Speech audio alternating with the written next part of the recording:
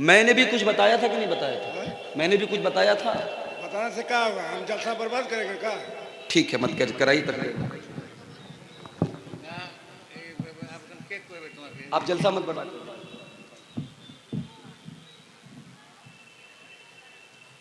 क्या गुस्सा करके जाते हैं? मैं भी कसम खाता हूं कि आइंदा इस इलाके में अब इंशाअल्लाह नहीं आऊंगा। बहुत मुझे आज तकलीफ हुई है, बहुत दर्द हुआ है मुझे। जिस तरीके का लबो लहजा, जिस तरीके की जबान इस्तेमाल हो रही है, आप आलिम को बुला करके डरा रहे हैं, उसको जो है आतंकित कर रहे हैं, उसको दहशत में मुब्तला कर रहे हैं। एक आदमी मुझसे आके कहता है कि संभल के जाइएगा, आपके ऊपर हमला हो सकता है। मतलब आप इसलिए एक मेहमान को बुलाते, आलिम को बुलाते हैं।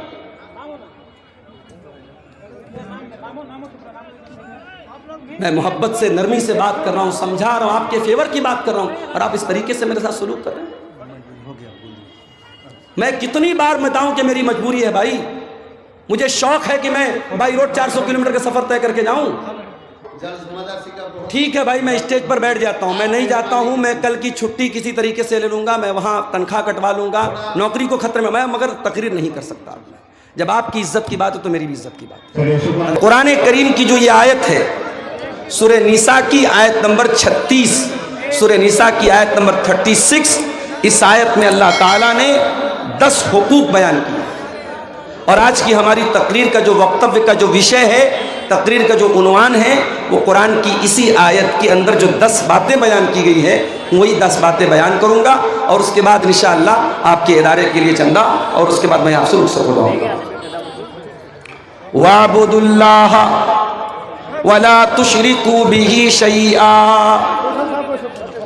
अल्लाह की इबादत करो और अल्लाह की इबादत के साथ किसी को शरीक न करो। ये पहला हक अल्लाह ने बयान किया। इस धरती पर हम आए हैं, इस दुनिया में हम आए हैं, उस पालनहार की, उस पैदा करने वाले की, उस सृष्टि करने वाले की हमें और आपको इबादत करना है। उसी के आगे सर झुकाना है, उसी से लौ लगाना है, उसी से मांगना है, उसी से डरना है, उसी से मोहब्बत करना है। अल्लाह की इबादत में हमें और आपको किसी को शरीक नहीं करना है मेरे प्यारे साथ। उसी एक अल्लाह की इबादत का इकरार 5 टाइम की नमाज में हर रकात में हम और आप करते हैं। इय्याका नअबुदु व इय्याका नस्तईन, आय अल्लाह हम तेरी ही इबादत करते हैं और तुझ ही से मदद मांगते हैं। हमारा माबूद भी तू है, हमारा मुश्किल कुशा भी तू है, हमारी बिगड़ी बनाने वाला भी तू है, बे औलाद को औलाद देने वाला भी तू है, निर्धन को धनवान बनाने वाला भी तू है, निर्बल को बलवान बनाने वाला भी तू है, कमजोर को ताकतवर बनाने वाला भी तू है, गरीब को अमीर बनाने वाला भी तू है, जलील को इज्जत देने वाला भी तू है और इज्जत वाले को जलील करने वाला भी तू है। व तु इज्जु मन तशा व तु जिल्लु मन तशा, आय अल्लाह तू जिसको इज्जत दे दे उसको कोई जिल्लत देने वाला नहीं है, और तू जिसको जिल्लत दे दे उसको कोई इज्जत देने वाला नहीं है। यह है तौहीद, इसी का नाम है तौहीद, और इसी का अपोजिट है शिर्क। अल्लाह की नजर में सबसे बड़ी नेकी क्या है? तौहीद है, और सबसे बड़ा पाप क्या है? शिर्क।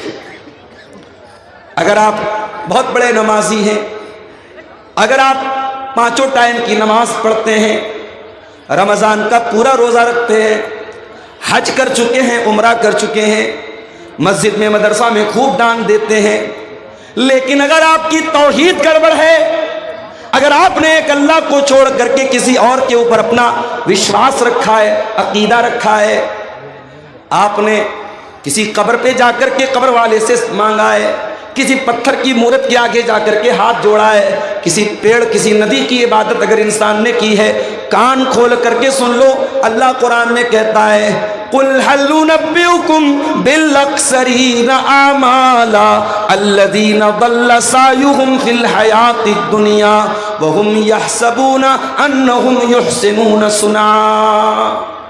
अगर तौहीद नहीं है सारी नेकी अल्लाह ताला के यहाँ बर्बाद हो जाएगी। हज बर्बाद, उम्रा बर्बाद, नमाजें बर्बाद, दान खैरात बर्बाद, ज़कात बर्बाद, कोई नेकी अल्लाह ताला के यहाँ उसका कोई मूल्य नहीं होगा, कोई वैल्यू नहीं होगी, कोई एतबार नहीं। इसीलिए अल्लाह के नबी फरमाते हैं ला तुशरिक बिल्लाहि व इन कुतिलता व हुर्रिकता, खबरदार अल्लाह के साथ कभी शिर्क मत करना।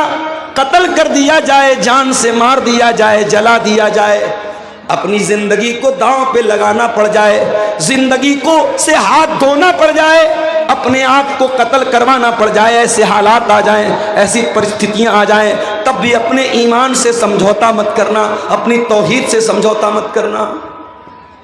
तो ये 10 बातों में पहली बात। और आगे बढ़िए। उसके बाद फरमाया व बिलवालिदैन एहसाना, और अपने माता पिता के साथ, अपने माँ बाप के साथ तुम अच्छा सलूक करते रहना। इस माँ ने 9 महीने तुमको पेट में रखा और अपनी जान पर खेल करके तुझको जन्म दिया और 2 साल तक तुझको अपना दूध पिलाया। इस बाप ने उंगली पकड़ करके तुझको चलना सिखाया। तेरे आराम के लिए गर्मी, जाड़ा और बरसात के हर मौसम में अपने आप को खटाता रहा, तपाता रहा।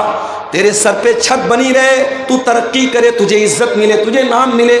तेरे बाप ने क्या क्या तकलीफें सही तू नहीं जानता। अपने माता पिता का सम्मान करो, आदर करो, अपने माँ बाप की इज्जत करो, उनके साथ हमेशा अच्छा सुनो। और अगर तुम्हारे माँ बाप बूढ़े हो जाएं, तुम्हारे पास जवानी है और तुम्हारे माँ बाप तुमको बुढ़ापे में मिले, खबरदार कोई ऐसा काम न करना, कोई ऐसी हरकत न करना कि बूढ़े माँ बाप की आंखों में आंसू आ जाए। फरमाया इम्मा यबलुगन्न इंदकल किबरा अहदुहुमा औ किलाहुमा फला तकुल लहुमा उफ्फिन वला तनहरहुमा वकुल लहुमा कौलन करीमा। अच्छा, আপনারা কি এইভাবে দাঁড়িয়ে থাকবেন? লোকজনকে কষ্ট দিয়ে আপনারা ভোট নেই জমাতে এসছেন নাকি? এদিকে যতটি লোক আছে, লোকেরা যদি না বসে তো ভলেন্টিয়ারদেরকে বলছি তোমরা এটাকে টেনে ফেলে দাও, বাইর করে রেখে, বাইর করে রেখে এখান থেকে। আর তোমরা যে দাঁড়িয়ে আছো, দাঁড়িয়ে কোরআন হাদিসের কথা শুনতে হয়, এত ভরে ভরে জলসা শুনছো আর আমার কিছুই নাই তোমাকে। এই সামনে কেন তোমরা দাঁড়িয়ে আছো? বসো। একবারে হায়া সরম একবারে বিক্রি করে ফেলেছে, বুঝে যাও। এই সামনে এখানে কেউ দাঁড়িয়ে থাকবে না। फरमाया तुम्हारे वालिदैन, तुम्हारे माँ बाप अगर बूढ़े हो जाएं और तुम जिंदा हो, तुम बाकी हो, तुम्हारे सामने माँ बाप बूढ़े हो जाएं, फला तकुल लहुमा उफ्फिन, तो खबरदार अपने माँ बाप को उफ भी मत कहना, वला तनहरहुमा, उनसे डांट करके, उनसे बदतमीजी के साथ कभी बात मत करना। सारे जमाने के लिए अच्छे हो तो क्या हुआ, अगर अपने माँ बाप के लिए अच्छे नहीं हो, माँ बाप से अदब से बात नहीं करते, तमीज से बात नहीं करते, तो तुम अल्लाह की नज़र में एक अच्छे इंसान नहीं हो, एक अच्छे मुसलमान नहीं हो। उसके बाद फरमाया वकुल लहुमा कौलन करीमा, और जब भी अपने माँ बाप से बात करो, नम्रता के साथ बात करो, आदर के साथ बात करो, नरमी के साथ बात करो, कोमल स्वभाव के साथ बात करो, अच्छे लहजे में बात करो। उसके बाद फरमाया वक़्फ़िज़ लहुमा जनाह ज़ुल्लि मिनर रहमा वक़ुल रब्बिरहमहुमा कमा रब्बयानी सगीरा,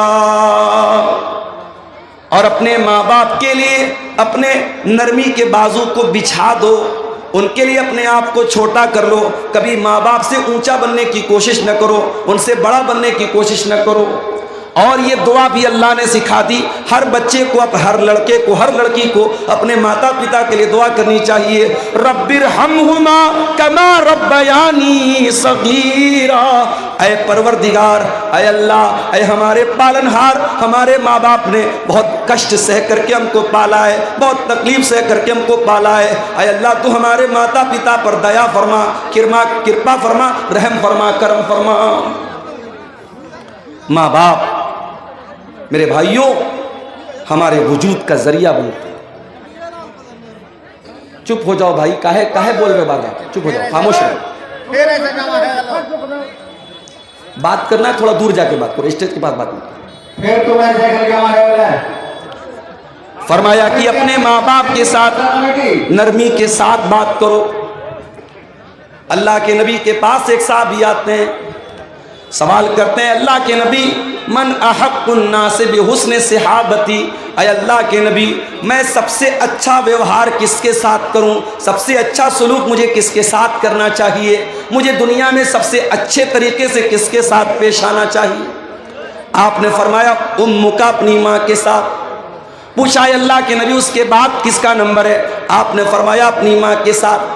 फिर पूछा उसके बाद किसका नंबर है, आपने फरमाया अपनी माँ के साथ। चौथे नंबर पर आपने फरमाया बाप के साथ। माँ का हक ज़्यादा है, माँ ज़्यादा कष्ट सहती है, माँ ज़्यादा तकलीफ उठाती है। माँ का नाम अल्लाह के नबी ने 3 बार दिया। मेरे प्यारे साथियों, हम माँ बाप के साथ जितना भी अच्छा सलूक कर लें, हम उनके एहसान का बदला नहीं चुका सकते, उनके एहसान का बदला नहीं उतार सकते। हजरत अब्दुल्ला बिन उमर ने देखा कि एक आदमी खाने काबा का तवाफ कर रहा है और अपनी माँ को अपने कंधे पर बिठा करके तवाफ कर रहा है, अपनी माँ को अपने कंधे पर बिठा करके अल्लाह के घर का तवाफ कर रहा है। हजरत अब्दुल्ला बिन उमर ने कहा, उस आदमी ने अब्दुल्ला बिन उमर से कहा कि अय अब्दुल्ला बिन उमर, आज मैंने अपनी माँ को तवाफ करा दिया, आज मैंने उम्रा करा दिया, आज मैंने माँ का हक अदा कर दिया। अल्लाह के प्यार हजरत अब्दुल्ला बिन उमर ने फरमाया कि वला ज़फ़रतन, अय मेरे भाई, अभी तो तेरी माँ ने तुझको जन्म देने के टाइम तेरी माँ को जो पीड़ा हुई थी, जो दर्द हुआ था, तेरी माँ की जुबान से जो आ की आवाज़ निकली थी, अभी तो तूने उस आवाज़ का भी हक अदा नहीं किया है। उनका हक अदा नहीं कर सकते। कोशिश करो कि हमारे माँ बाप को हमारी वजह से कोई दुख न हो।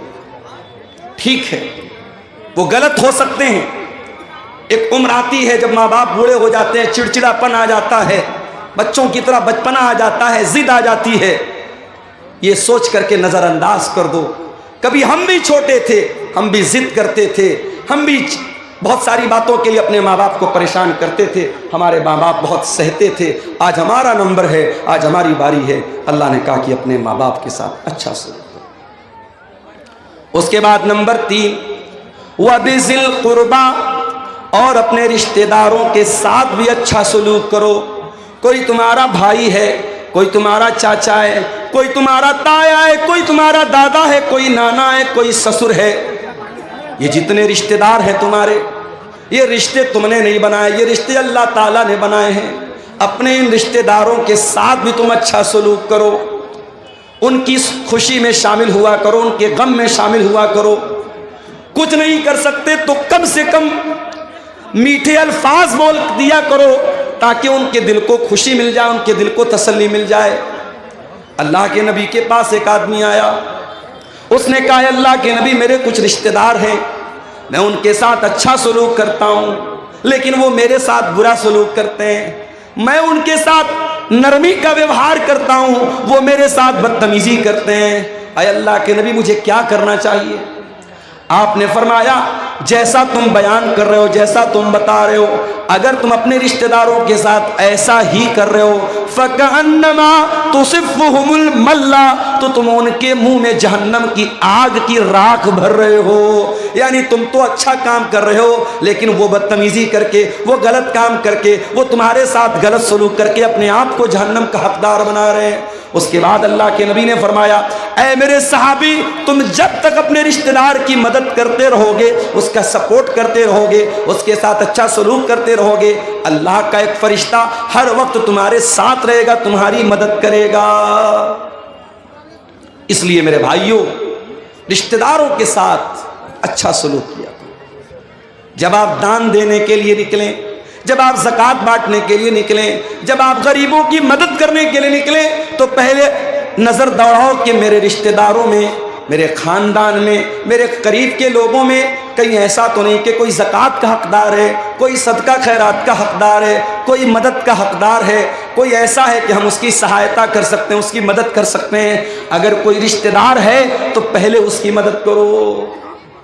अल्लाह के प्यारे नबी फरमाते हैं अस्सदक़तु अला ज़िर्रहिम सिंतान, रिश्तेदार को सदका करने से, रिश्तेदार को दान देने से डबल सवाब मिलेगा। सदक़तुन वसिलतुन, सदका का सवाब भी मिलेगा, दान देने का सवाब भी मिलेगा, और रिश्तेदारी को जोड़ने का भी सवाब मिलेगा। आप लोग तो गांव के रहने वाले हैं, गांव में तो अभी भी बहुत अच्छे हालात हैं, शहर के हालात बहुत बुरे हैं। मुंबई में मैं गया, एक आदमी फ्लैट में रहता है, ग्राउंड फ्लोर से 8-9 फ्लोर के ऊपर उसका रूम है, कमरा है, 20 साल से वो रहता है। उसके पड़ोस में कौन रहता है, उसके पड़ोसी का नाम क्या है, 20 साल में उसको ये जानने की भी कभी तौफीक नहीं। ये बड़े बड़े शहरों का ये हाल है मेरे भाई। कौन जीता है कौन मरता है, जैसे हम कार से जाते हैं, कोई कुत्ता मरा है कोई बिल्ली मरी है, हम उसको देखते भी नहीं है। वो हालत आज ये इंसान इतना खुद गर्ज हो चुका है, इंसान इतना सेल्फिश हो चुका है, इतना स्वार्थी हो चुका है कि आज कौन जी रहा है कौन मर रहा है इंसान को इसकी टेंशन नहीं, इसकी चिंता नहीं। इस्लाम मेरे प्यारे भाइयों इतना खुदगर्ज बनने की इजाजत नहीं देता। इस्लाम ये कहता है तुम दुनिया में अकेले तो नहीं आए हो, एक परिवार के सदस्य बनकर के आए हो, एक फैमिली के मेंबर बनकर के आए हो।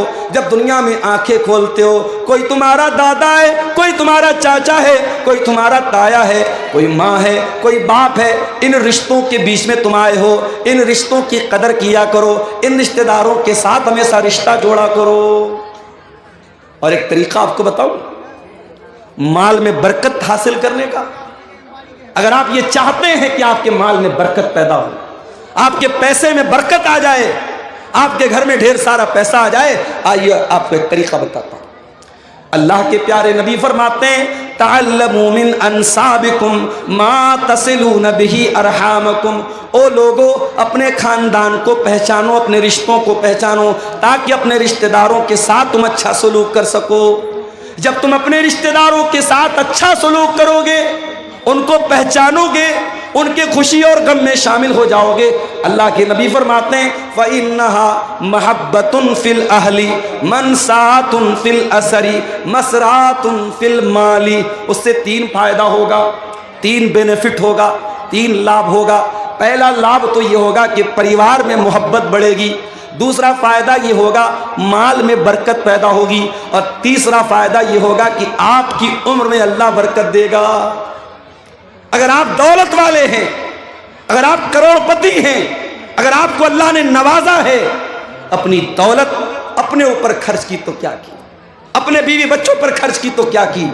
दौलत का सही इस्तेमाल तो ये है अपने बाल बच्चों की ज़रूरत पूरी करने के बाद, अपनी ज़रूरत पूरी करने के बाद हम ये देखें हमारे रिश्तेदारों में कौन है जो हमारी मदद का हकदार है, और आगे बढ़ करके किसी गरीब की लड़की की शादी करा दें, किसी का घर टूट रहा है उसका टूटा हुआ घर बना दें, किसी की मदद कर दें। मेरे प्यारे साथियों, ये तीसरा हक है जो अल्लाह ताला ने इस आयत में बयान किया, वह बिज़िल कुर्बा, अपने रिश्तेदारों के साथ भी तुम अच्छा सुलूक करो। उसके बाद फरमाया वबिल वालिदैनि इहसानम वबिज़िल कुर्बा वल यतामा, और यतीम के साथ तुम अच्छा सलूक करो। यतीम किसको बोलते हैं? अनाथ, जिसके बाप का इंतकाल हो गया। दुनिया में इंसान बाप की कदर नहीं करता, लेकिन जब बाप मरता है तब इंसान को महसूस होता है कितनी बड़ी दीवार होता है बाप। जिस बच्चे का बाप इंतकाल कर जाए, जो बच्चा यतीम हो जाए, अनाथ हो जाए। आज मदरसों में देखो अनाथ बच्चे पढ़ते हैं, जिन बच्चों के बाप जिंदा हैं वो घर से फ़ोन करते हैं, बच्चों की हाल चाल लेते हैं, बच्चों को पैसा भेजते हैं, कभी कभार मिलने के लिए आते हैं, बच्चों को टॉफ़ी देते हैं, सामान दे देते हैं। सोचो उन्हीं बच्चों में जो बच्चा अनाथ है, जो बच्चा यतीम है, वो बेचारा अपने आप को कितना बेबस महसूस करता है। सारे लोगों को प्यार करने के लिए उनका बाप मौजूद है, मेरा कोई बाप नहीं है, मेरे बाप दुनिया में नहीं है। इसलिए अल्लाह ताला यतीम के साथ, अनाथ के साथ अच्छा सलूक करने का हुक्म देता है। फरमाया वल यतामा, और अपने यतीमों के साथ तुम अच्छा सलूक करो। और माशाअल्लाह देखिए, बच्चा लाया है शादी का कोई सामान, कौन दिया बेटा? अम्मी दी। चलिए, अल्लाह ताला जिसने भी इस बच्चे को के ज़रिए भेजा है, अल्लाह उसके चंदे को कबूल फरमाए। और उसके हक में सदका जारिया बनाएं। मेरे भाइयों, वल यतामा, यतीम के साथ अच्छा सलूक करो। मैं आपको क्लियर बता दूं, तकरीर के आखिरी 10 मिनट इंशाअल्लाह मैं चंदा भी करूंगा। 2000 रुपया है, किसके नाम से? रफ़ीक आलम साहब ने ये 2000 रुपया दिया है। अल्लाह इनके चंदे को कबूल फरमाए। मेरे भाइयों, यतीम अगर कोई बच्चा है, हो सके तो उसके सर पे हाथ फेर दो। ये दिल का जो दिल की कठोरता है, दिल की नरमी, दिल की सख्ती को अगर नरमी में चेंज करना है तो यतीम के साथ अच्छा सलूक करो। एक सहाबी अल्लाह के नबी के पास आए, कहा अल्लाह के नबी, मुझे अपना दिल बहुत कठोर महसूस होता है, दिल बहुत सख्त महसूस होता है। आपने फरमाया, जाओ इमसा बिरासिल यतीम, किसी अनाथ के सर पर हाथ फेर दो, किसी यतीम के सर पर हाथ फेर दो, किसी यतीम की मदद कर दो, किसी यतीम के खाने का इंतजाम कर दो, तुम्हारे दिल की कठोरता दूर हो जाएगी। आज मसला तो यही है मेरे भाई, हमारे दिल कठोर हो चुके हैं, हमारे दिल सख्त हो चुके हैं। इस दिल में ना अल्लाह की मोहब्बत है, ना रसूल की मोहब्बत है, ना कयामत का डर है, ना आखिरत का डर है, ना जन्नत की तलब है, ना जहन्नम से बचने का जज्बा है मेरे भाई। तो यतीम के साथ अच्छा सलूक करो। हमारे नबी तो यतीम थे, पैदा हुए तो बाप का साया न था। 6 साल की उम्र में माँ के साथ जा रहे थे, रास्ते में माँ का भी इंतकाल हो गया। मेरे नबी 6 साल की उम्र में डबल यतीम हो गए, माँ भी नहीं बाप भी नहीं। मेरे नबी से बढ़ करके यतीम की पीड़ा को कौन समझेगा, यतीम के दर्द को कौन समझेगा। इसीलिए अल्लाह के प्यारे नबी फरमाते हैं, अना वकाफिलुल यतीम कहातैन, मैं और यतीम की परवरिश करने वाला, मैं और यतीम को पालने वाला, यतीम का भरण पोषण करने वाला। क़यामत के दिन ऐसे आएंगे। आपने अपनी दोनों उंगलियों से इशारा किया। इसलिए यतीम, अगर आपके समाज में, आपके गांव में कोई बच्चा यतीम है, हो सके तो उस यतीम की परवरिश अपने जिम्मे ले लो। नहीं ले सकते उसके मदरसे का खर्चा अपने जिम्मे ले लो। नहीं कर सकते तो कम से कम देखो कि उसका बेहतर भविष्य बनाने के लिए, उसका अच्छा मुस्तकबिल बनाने के लिए क्या कर सकते हैं आप। यतीम के साथ अच्छा सलूक करो। उसके बाद फरमाया, वल जार ज़िल कुर्बा, और अगर तुम्हारा कोई ऐसा पड़ोसी है जो पड़ोसी भी है और रिश्तेदार भी है, पड़ोसी भी है और चाचा भी है, पड़ोसी भी और ताया भी है, पड़ोसी भी है और चचेरा भाई भी है। अगर तुम्हारा पड़ोसी तुम्हारा रिश्तेदार है तो उसके साथ भी तुम अच्छा सलूक करो। और कुछ उलमा का कहना है कि वल जार ज़िल कुर्बा का मतलब पड़ोसी हो और मुसलमान हो। इस्लाम तो वो धर्म है मेरे भाइयों, इस्लाम तो वो मज़हब है। अगर आपका पड़ोसी मुसलमान नहीं है, नॉन मुस्लिम है, हिंदू है, सिख है, ईसाई है, किसी भी मज़हब का मानने वाला है, आपका पड़ोसी किसी भी संप्रदाय से, किसी भी वर्ग से, किसी भी जाति से, किसी भी धर्म से ताल्लुक़ रखता है, इस्लाम ये कहता है अपने पड़ोसी को तकलीफ न पहुंचाना, अपने पड़ोसी के साथ अच्छा सलूक करना। अल्लाह के नबी फरमाते हैं, ला युमिन वल्लाहि ला युमिन वल्लाहि ला युमिन। अल्लाह की कसम खा करके अल्लाह के नबी ने 3 मरतबा फरमाया, वो इंसान मोमिन नहीं है, वो इंसान मोमिन नहीं है, वो इंसान मोमिन नहीं है। साहबा ने पूछा, कौन है अल्लाह के नबी? आपने फरमाया, मन ला या मन जारुहु बवाइकहु, जिसका पड़ोसी उसकी तकलीफ से महफूज न हो, जो अपने पड़ोसी को तकलीफ पहुंचाता हो, वो इंसान मोमिन नहीं हो सकता। इस्लाम तो वो दीन है मेरे पास। आपके घर में गोश्त बन रहा है, आपके घर में सब्जी बन रही है, आपके घर में दाल बन रही है, आपके पड़ोसी के बच्चे भूखे हैं, अल्लाह के प्यारे नबी फरमाते हैं, इज़ा तबख्त मरकतन फ़अक्सिर माअहा, जब तुम झोल बनाओ, जब तुम सालन बनाओ, जब तुम शोरबा बनाओ तो उसमें पानी थोड़ा सा बेशी कर दो, पानी थोड़ा सा बढ़ा दो, ताकि तुम्हारे पड़ोसी के भूखे बच्चे भी उसमें से खा लें। ये इस्लाम की शिक्षा है, ये इस्लाम की तालीम है। अपने पड़ोसी के साथ अच्छा सलूक करो। मेरे प्यारे साथियों, समय बहुत कम है, आप आइए, आते रहिए अगर आप मोहब्बत करते हैं, और मैं जानता हूं कि आप मोहब्बत करते हैं। इतने बड़े बड़े प्रोग्राम आप कराते हैं और यूपी से आप मुझे बुलाते हैं, तो यकीनन आपके दिल में कहीं ना कहीं मोहब्बत है। आप आगे बढ़िए और अल्लाह ने जितना नवाजा है, दिल खोल करके आइए। ये माल, ये दौलत दुनिया में रह जाएगा, लेकिन इस मदरसे में और कुरान पढ़ने वाले इन बच्चों को आप जो दान दे के जाएंगे इंशाअल्लाह वो आपको काम देगा, आखिरत में काम देगा।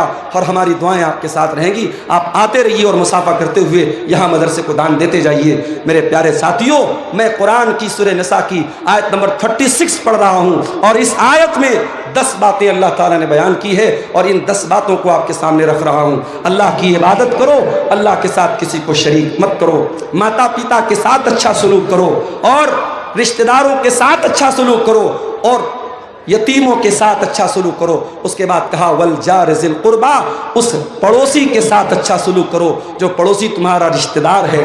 उसके बाद फरमाया वल जारिल जुनुबी, और उस पड़ोसी के साथ भी तुम अच्छा सलूक करो जो पड़ोसी तो है मगर अजनबी है, तुम्हारा रिश्तेदार नहीं है, तुम्हारा रिलेटिव नहीं है, तुम्हारा संबंधी नहीं है। अगर पड़ोसी है किसी दूसरे मजहब का है उसके साथ भी तुम्हें अच्छा सलूक करते रहना है। उसके बाद फरमाया वस्साहिबी बिल जंबी, और अपनी यात्रा में, अपने सफ़र में, तुम बस में जा रहे हो, तुम ट्रेन में जा रहे हो, तुम कार में जा रहे हो, तुम्हारे साथ जो सहयात्री है, जो तुम्हारे साथ को पैसेंजर है, जो तुम्हारे साथ सफ़र कर रहा है, उसके साथ भी तुमको अच्छा सलूक करना है। यहाँ ट्रेन पर हम देखते हैं साहब, ट्रेन के डब्बे के बीचों बीच जाए नमाज बिछा करके नमाज पढ़ने लगते हैं। गलत है, ये इस्लाम की शिक्षा नहीं है। किसी दूसरे का आप आना जाना बंद करके, उसका रास्ता बंद करके आप नमाज पढ़ें। किसी ने वीडियो बना के वायरल कर दिया तो 1-2 जगह केस भी हो गया। वो केस ना भी हो तब भी इस्लाम की ये शिक्षा नहीं है। मेरे भाई, आप ट्रेन में हैं, अगर आप रिजर्वेशन करा के जा रहे हैं और आप आराम से अपनी सीट पर बैठ करके नमाज पढ़ सकते हैं, अपनी सीट पर बैठ करके नमाज पढ़ लीजिए, कोई मसला नहीं। उलमा का फतवा मौजूद है। ट्रेन की सवारी हमारे अपने कंट्रोल की सवारी नहीं है। कार से जा रहे हैं, कार को रोक सकते हैं, घोड़े से जा रहे हैं, घोड़े को रोक सकते हैं, ऊंट को रोक सकते हैं। ट्रेन तो हमारे रोकने से नहीं रुकेगी। तो ट्रेन पर आप अपनी सीट पर जहां बैठे हैं उसी तरीके से आप नमाज पढ़ लीजिए। अब कोई पूछे मौलवी साहब ट्रेन तो हमारी पूरब की ओर जा रही है और हमें नमाज तो पश्चिम की ओर पढ़ना है, तब कैसे पढ़ेंगे? अगर पॉसिबल है, अगर ट्रेन पर अपनी सीट पर बैठे बैठे आप पश्चिम की तरफ, किबला की तरफ मुंह करके नमाज पढ़ सकते हैं तो कोशिश करके पढ़ लीजिए। और अगर पॉसिबल नहीं है, ऐनमा तुवल्लू फसम्म वजहुल्लाह, ट्रेन में मजबूरी की हालत है, आपको जिधर सहूलत हो उधर मुंह करके नमाज पढ़ लीजिए। और अगर ट्रेन की सीट पर बैठे बैठे नमाज पढ़ना पॉसिबल नहीं है और रास्ते में कोई स्टेशन आता है जहां 15 मिनट 20 मिनट गाड़ी रुकती है और स्टेशन पर किसी कोने में आपको जगह मिलती है, वहां पढ़ लीजिए। और अगर ये भी पॉसिबल नहीं है तो फिर आप अपनी जर्नी को ख़त्म करने के बाद, अपनी यात्रा को ख़त्म करने के बाद, जब आपका लास्ट स्टॉपेज आए, जब आप अपनी मंजिल पर पहुँचे तो ट्रेन में जितनी नमाज छूटी है पढ़ लें। हालात आप देश के देख रहे हैं। मेरे प्यारे साथियों, इस्लाम ये तालीम नहीं देता है आपकी नमाज से किसी को तकलीफ पहुँचे, आपकी ज़ात से किसी को तकलीफ पहुँचे। फरमाया वस्साहिबि बिल जंबी, अपने सफ़र के साथी के साथ भी अच्छा सलूक करो। वब्नि सबील, और जो मुसाफिर है अपने घर में वो बहुत पैसे वाला है लेकिन आपके यहाँ वो सफ़र में आया था, उसका किसी ने पॉकेट मार दिया, उसका पर्स चोरी हो गया, उसका बैग चोरी हो गया, या कोई आपके घर में मेहमान बन के आया है। फरमाया वब्नि सबील, अपने मेहमान के साथ भी तुम्हें अच्छा सलूक करना है, मेहमान को अच्छा खिलाना है, मेहमान को अच्छी इज्जत देना है। इस्लाम की एक तालीम ये भी है मेरे भाई। हज़रत इब्राहीम अलैहिस्सलाम के घर में मेहमान आए। कौन आए? फरिश्ते आए। इब्राहीम अलैहिस्सलाम पहचान नहीं पाए क्योंकि वो इंसान की शक्ल में आए थे, बड़े खूबसूरत शक्ल में आए थे। हज़रत इब्राहीम अलैहिस्सलाम जल्दी से गए और बछड़े का गोश्त बना करके लाए, बछड़े को भून करके लाए और उनके सामने पेश किया। इसका मतलब ये हुआ मेहमान आए तो उसकी पसंद का खाना उसको खिलाना चाहिए, मेहमान को सम्मान देना, मेहमान की इज्जत करना, ये भी इस्लाम सिखाता है। फरमाया वह बनी सबील, अपने मुसाफिर के साथ और मेहमान के साथ भी तुम अच्छा सलूक करो।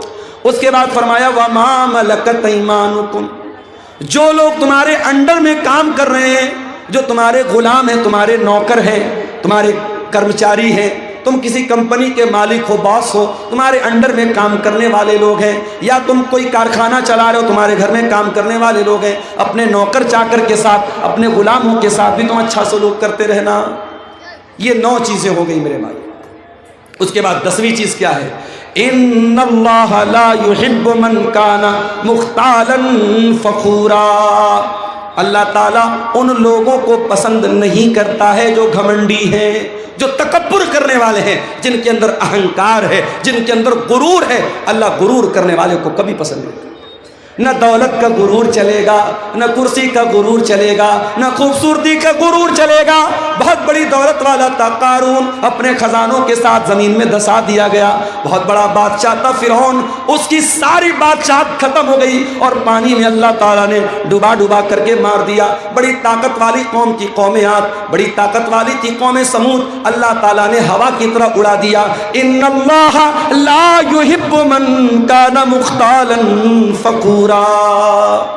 अल्लाह ताला अहंकारी लोगों को, मगरूर लोगों को, घमंडी लोगों को पसंद नहीं करता मेरा। इसलिए अपने अंदर तवाज़ु पैदा करो।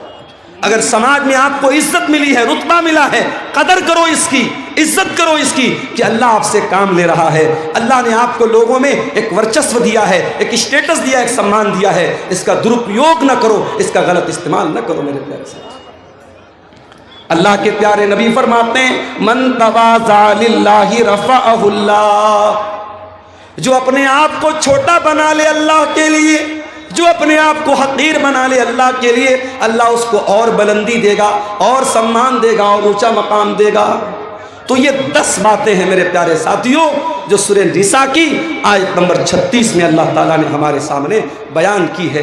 अब आप रात भर जलसा इंशाअल्लाह सुनेंगे, लेकिन मैं आपसे ये कहना चाहूँगा कि एक बार अकेले में बैठकर, तन्हाई में बैठकर ज़रा गौर कीजिएगा कि इन 10 बातों में से कितनी बात पर आप अमल कर रहे हैं। पहली चीज़ क्या है? अल्लाह की इबादत करना और अल्लाह की इबादत में किसी को शरीक ना करना। कभी गौर कर लेना घर में जाके, कहीं ऐसा तो नहीं कि हमारे घर में भी बच्चे तावीज़ पहन रहे हैं, हमारे घर में भी बच्चों के माथे पर काला टीका लगाया जा रहा है, हमारे घर की औरतें भी टोने टोटके कर रही हैं, गलत रास्तों पे जा रही हैं। अगर हो रहा है तो जाके बंद करा दो मेरे भाइयों, अपने अकीदे और अपनी तौहीद को बर्बाद मत करो। दूसरी चीज़, माता पिता के साथ अच्छा सलूक करें।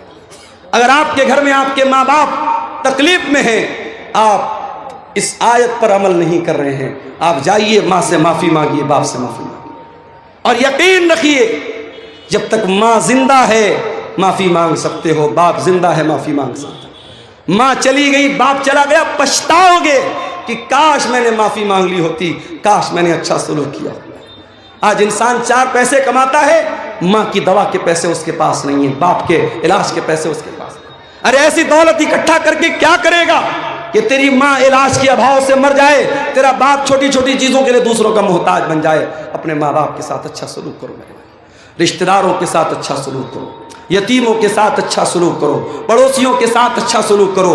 दूर के पड़ोसी हैं या कोई गैर मुस्लिम पड़ोसी है, नॉन मुस्लिम पड़ोसी है, उसके साथ भी आपको अच्छा सलूक करना है। सफ़र का साथी है, उसके साथ भी आपको अच्छा सलूक करना है। मुसाफिर है, मेहमान है, उसका भी आपको सम्मान करना है। और आपका नौकर चाकर गुलाम लौंडी, ज़माने में गुलाम लौंडी होते थे, आज के ज़माने में नौकर चाकर है, इनके साथ भी अच्छा सलूक करना है। और 10वीं चीज़ ये है, अपने आप को अहंकार और गुरूर से बचाना है।